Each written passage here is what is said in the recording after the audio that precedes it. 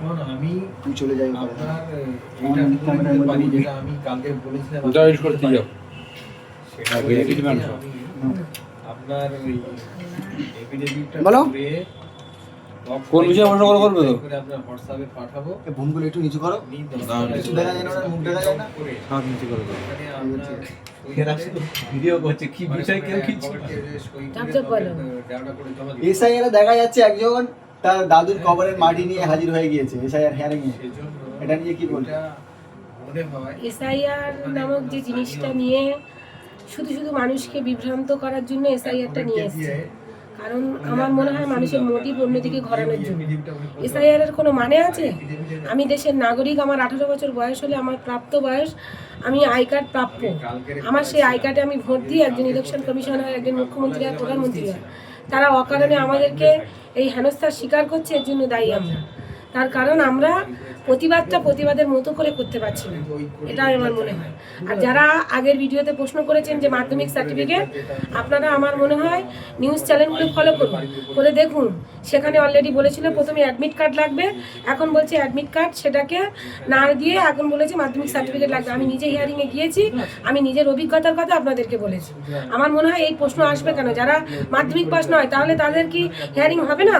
এগুলো তো ভুল অজুহাত। এর জন্য সঠিকভাবে বিএলআর নিজে তথ্য দিক যে কেন চাইছে এই তথ্যগুলো। অনেকের পড়াশুনো করেনি, তাদের সামর্থ্য ছিল না, আজ থেকে 20 বছর 30 বছর আগে তারা স্কুলে যায়নি, তাই বলে তারা দেশের নাগরিক নয়। এগুলো ভুল ধারণা। মাটি নিয়ে কেন দেখবেন কোনোদিন তার দাদুর হাড় নিয়ে গিয়ে উপস্থিত হবে, সেই হাড় দিয়ে আপনাদের মাথাগুলো ফাটাবে, তখন যে মহিলাদের বেশি বাচ্চা 6 জন বাচ্চা তাদেরকে ভোট অধিকার থেকে বাদ দিচ্ছে। এটা আমারই দিয়েছে, আমাকেই বলেছে আপনার বাপের আরো 6 জন সন্তান আছে। আমি বলেছি আপনার সিস্টেমেই ভুল, তার কারণ আমরা 9 ভাই বোনই, 6 জন হবে কেন? এটা তো ভুল। আমি 9 জন হই 6 জন হই, ইলেকশন কমিশনের বাপের ক্ষমতা আছে এই প্রশ্নটা করার? কারণ আপনারা খান। আমার 9 জন সন্তান কি 6 জন সন্তান, সে প্রশ্নের উত্তর আমি আপনাকে দেবো কেন? যখন আমার সন্তানের বার্থ সার্টিফিকেট হয়েছে তখন অলরেডি আপনার সিস্টেমে উঠে আছে যে আমার কটা সন্তান। আপনি তখন প্রশ্ন করেননি, এতদিন বাদে আজকে প্রশ্ন করতেন শুধু শুধু মানুষকে বিভ্রান্ত করার জন্য। আজকে গিয়ে দেখুন কত মানুষ এসে 2টা 2:30 থেকে এসে লাইন দিয়ে আছে। যারা যোগ্য তারা চাকরি পাচ্ছে না, অযোগ্যরা বসে আছে, তারা নামের বানান ভুল করে রেখেছে, সেই ভুলের জন্য আজকে তাদের এসে রাস্তায় লাইনে দাঁড়ানো হচ্ছে, অসহায় মানুষগুলো। এর জন্য বলার কিছু নেই, এর জন্য আমরা নিজেরাই দায়ী। এখনো সময় আছে, নিজেরা ঘুরে দাঁড়ান। আর আমাদের নিজস্ব কিছু গণতান্ত্রিক অধিকার আছে, কেউ চাইলে আমাদের লাইনে দাঁড় করাতে পারে না। এসআইআর প্রথমে কি বলেছিল? 15টা ডকুমেন্টসের মধ্যে যে কোনো একটা থাকলে হবে। 15টা ডকুমেন্টসের মধ্যে 15টা যখন দেওয়া হয়েছে, তারপরে মিথ্যে ভুল অজুহাত, কারো 6টা সন্তান, কারো 5টা, কারো 4টে, এগুলো অজুহাত শুধুমাত্র। বাংলার মুখ্যমন্ত্রী তিনি একটা ব্যানারে বলছেন বাংলার মেয়েকে চাই, বাংলার দিদিকে চাই। সেখানে দেখলাম আনএডেড মাদ্রাসার আন্দোলন করতে গিয়ে একটা মহিলা সে আক্রান্ত হয়েছে, পেটে তাকে লাথি ফাথি মারা হয়েছে। কি বলবো? যারা বলছে তাদের সঙ্গে এগুলো হচ্ছে তো ঠিক হচ্ছে, ওই জন্য তারা তো আজকে ভোর 4টে থেকে এসে কোর্টে লাইনে দাঁড়িয়ে আছে। তাদের কারোর নামের বারান ভুল আছে, কারোর রয় শূন্য নেই, তার জন্য দাঁড়িয়ে আছে। তো এই জন্য তো বাংলার মেয়েকে চাই, ঠিকই আছে। কিন্তু 78 বছর বয়স তানার মাধ্যমিক সার্টিফিকেট তানার রয়েছে, তা সত্ত্বেও কিন্তু তাকে হিয়ারিং নোটিশ পাঠানো হয়েছে। একবার নয়, বারংবার পুরো ফ্যামিলিকে বারংবার তার হিয়ারিং নোটিশে তাকে ডাকা হয়েছে 3-3 বার। এটা কিসের জন্য? কিসের জন্য? যাকে ডাকা হয়েছে সে গিয়ে বিএলআরকে প্রশ্নটা করুন, যেই পারমিশন আছে। কিন্তু আজকে সাধারণ মানুষ তো তাদের সমস্ত ডকুমেন্ট দেখানো, সাধারণ মানুষেরই শেষ কথা। দেখুন আজকের যারা উপর পোস্টে বসে এই এসআইআর নিয়ে এসছে, যে এমএলএ, যে মন্ত্রী, যে আমাদের যে রাজ্য সরকার যেটাকে তিনি দায়িত্ব নিয়ে যে অফিসার দিয়ে কাজগুলো করাচ্ছে, এসআইআর এর যে হিয়ারিং চলছে, এগুলো আমাদের রাজ্য সরকার নিজে অনুমতি দিয়েছে। তাই এর জন্য আমাদের সাধারণ মানুষকে সজাগ হওয়ার দরকার আছে আমার মনে হয়। তার কারণ তারা এটা করতে পারেন না, এটা একদম আনলিগালি কাজ হচ্ছে। আমরা নিজেরাই সাথ দিচ্ছি, তাই সাধারণ মানুষ সবাই যদি রুখে দাঁড়ায়, হিয়ারিংয়ে যেতে অস্বীকার করে, আমি বলি এগুলো বন্ধ হয়ে যাবে। দেখবেন অনেক জায়গায় বন্ধ হয়ে গেছে, এখানেও বন্ধ হয়ে যাবে। এখানে মানুষ দাঁড়ায় না, কেউ সামনে এসে কিছু বলতে চায় না। আপনি পাটার বলি হই, আর কেউ আসে না সামনে। কিন্তু প্রথমে এরা বলেছিল যে 2002 সালে ভোটার লিস্টের নাম দিতে থাকে, তাহলে কোনো অসুবিধা নেই। কিন্তু বারংবার যে এরা স্টেপ চেঞ্জ করছে, এগুলো এর জন্য তো সাধারণ মানুষ হেনস্থার শিকার হচ্ছে। স্টেপ চেঞ্জ করছে ওরা, তো এই প্রথমেই কথাই হলো এটা করতে পারে না কেউ। একজন ইলেকশন কমিশন সে এটা প্রশ্ন করতে পারে না 2002 এর ভোটার লিস্টে আপনার বাবার নাম আছে কিনা।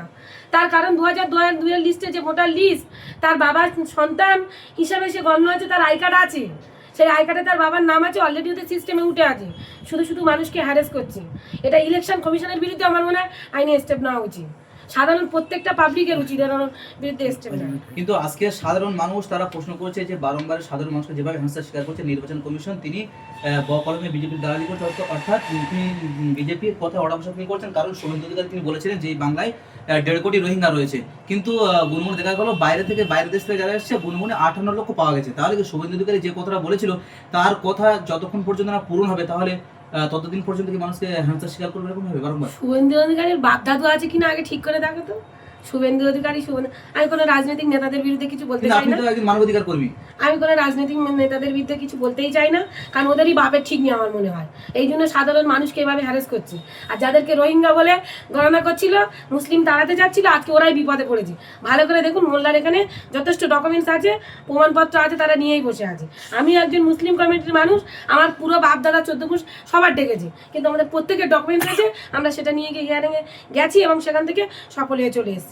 আর ওই দেখুন শুভেন্দু অধিকারী বাড়ির লোক সব গিয়ে মানে কেউ বাংলাদেশে অলরেডি চলেও গেছে, তার ওই বাংলাদেশের যে কি কাঁটা তারের বেড়া আছে ওখানে গিয়ে আটকে পড়ে আছে। দেখুন সব থেকে বড় কথা হলো রিপাবলিক বাংলাদেশের সাংবাদিক ময়ূখ রঞ্জন ঘোষ, ওর নাম তিনি বললে যে একদম তিনি দেখাবে। যেভাবে তিনি বলেছিলেন যে রোহিঙ্গা এবার রোহিঙ্গাতে দাঁড়ানো হবে, কিন্তু সেই ময়ূখ রঞ্জন ঘোষ তিনি কিন্তু এসআইআর নোটিশের লাইনে দাঁড়িয়েছেন এবং অনেক মন্তব্য করছে তার যে কপালে যে কাটা চিহ্ন, মনে হয় সে ওপার বাংলা থেকে মানে পালিয়ে এবার আসার জন্য মানে কেটে গেছে না ফেটে গেছে, এমনই মন্তব্য করছে সাধারণ মানুষ। আজকে সেও তো নোটিশের লাইনে দাঁড়িয়ে গেছে। এটা তো প্রমাণ সাপেক্ষ। তার কারণ তুমি স্টেজে দাঁড়িয়ে খুব নাচানাচি করো আর হিয়ারিংয়ে দাঁড়িয়ে চুপচাপ ছিলে, আস্তে আস্তে কথা বলছিল কেন? ওই যে ভিডিওটা করছিল ম্যাও করছিল কেন?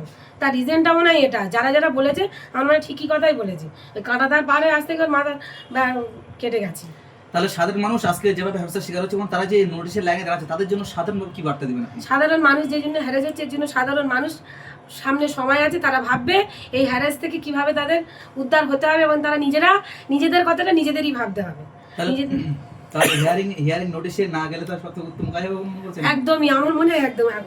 যারা অকারণে সব ডকুমেন্টস থাকার পরে হ্যারেস হচ্ছে, তারা যে অফিসার করছে তার নাম নিয়ে তার এগেন্সটে আগে একটা মামলা করুন, তো দেখুন এগুলো থেমে যাবে।